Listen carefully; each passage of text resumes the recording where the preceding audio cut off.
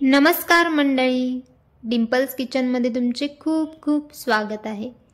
मंडळी, जेवणासोबत तुम्हाला तोंडी लावण्यासाठी काहीतरी चटपटीत खावे वाटत असेल तर त्यासाठी आज आपण सोपी, साधी आणि एकदम वेगळी अशी पापड चटणी रेसिपी बघणार आहोत। तर चला रेसिपीला सुरुवात करूयात। पापड चटणी बनवण्यासाठी इथे मी 3 उडदाचे पापड भाजून घेतले आहेत। आता अशा पद्धतीने आपल्याला पापडाचे बारीक तुकडे करून घ्यायचे आहेत।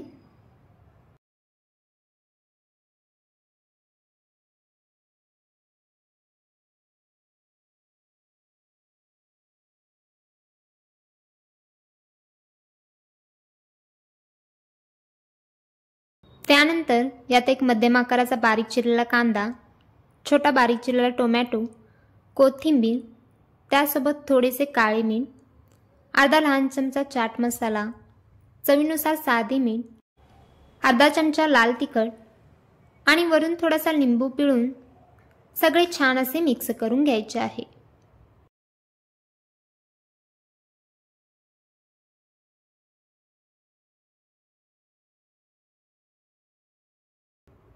एकदम पटकन होणारी चटपटीत पापड चटणी तयार आहे।